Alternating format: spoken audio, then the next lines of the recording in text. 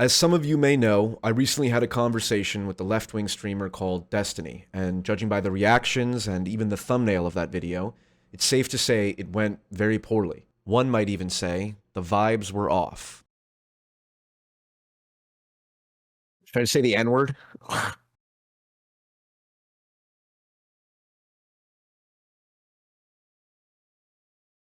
So before I kill myself tonight, I figured I would explain sort of my thought process about, what my goals are on YouTube.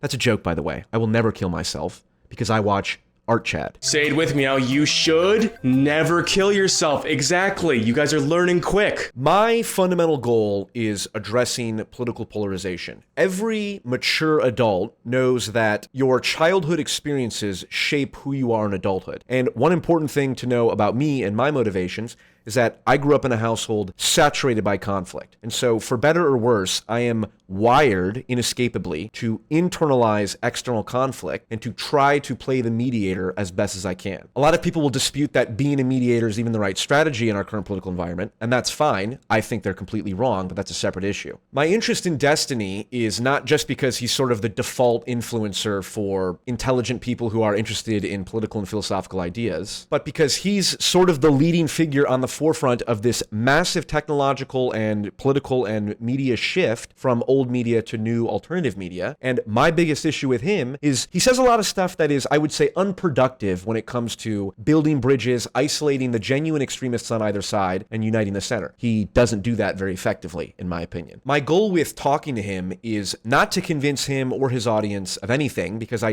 do not believe that is my job. I just operate by say what you believe to be true as best as you can and see what happens. And that bears all kinds of costs, but it frees me up to just say what I believe to be true and not worry about trying to win an argument or maintain a certain perception, because I do not give two flying fucks about what people think of me. That's why I ban all comments that disagree with me or put the Easter Island head emoji in the comments to make fun of my elongated head.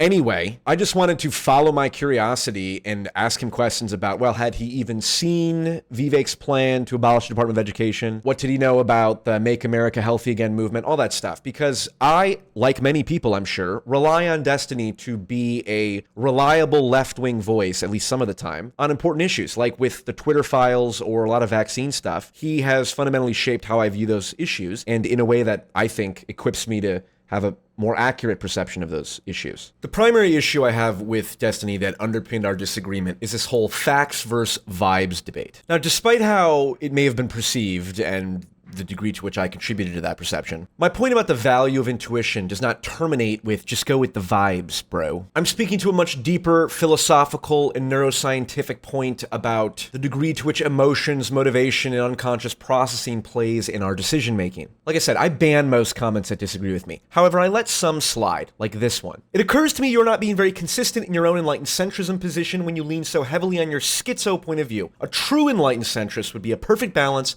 of the Destiny-style autist and the old-school Jordan Peterson-style schizo. Now, just to be clear, I obviously value facts and rational thinking, and even if I said I didn't, you'd know that was a lie, because I go to, one might say, autistic lengths to cite various neuroscientific and philosophical lectures, and spending dozens of hours making PowerPoint diagrams talking about transjective affordances and mimetic fitness, and all kinds of fact-based rational shit. My fundamental point is that I don't think factual analysis is a good persuasive tool. Aside from people outside the relatively skewed end of the personality distribution who are inherently interested in ideas, which is a small number of people, and is exactly the audience that would gravitate towards Destiny and people like him in the first place. Facts might not care about your feelings, but unless you are genuinely socially impaired, you will know that people rarely care about facts unless their feelings are accounted for first. But even that is a drastic oversimplification of the point I'm trying to make and leaves out, the point about how all reasoning is motivated reasoning, how two people can say the exact same thing in the exact same way and have it perceived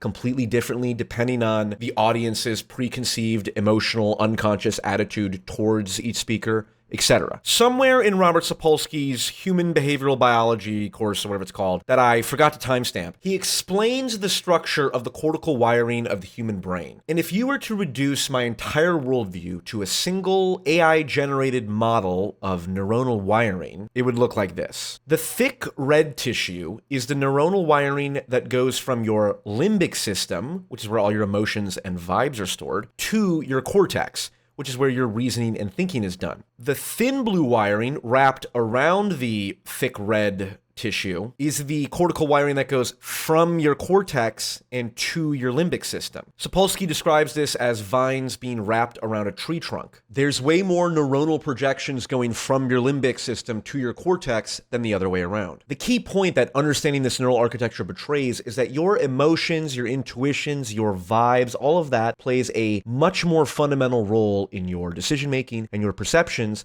than you might otherwise think. And a lot of people struggle to come to terms with the fact that A, this is just how human nature works and you are never going to change it and you're much better adapting to it than trying to resist it. And B, most of the time, you should listen to your intuitions over your rational thinking. You may be familiar with Daniel Kahneman's Thinking Fast and Slow, which is like the Bible of people who worship at the altar of pure rationality and who hate intuitive thinking. Well, here's Ian McGilchrist, who's one of several highly credible individuals who I very poorly and imperfectly base my worldview on, talking about this very issue. I just want to comment on intuition and imagination, because I think they are extraordinarily important for understanding the world. And partly due to Dan Kahneman's very entertaining and successful books, a lot of people have come away with the idea that intuition would be a very bad thing to be guided by at any stage to any degree. But I say that these clever scenarios that are set up by psychologists in which you can show that what you would probably intuitively think is wrong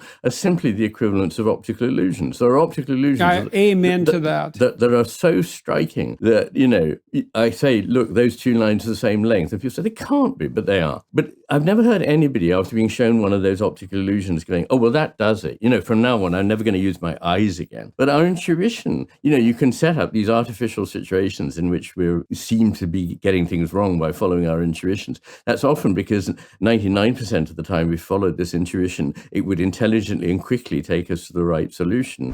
Again, this whole issue is very complex, and if you're still not convinced, that's fine.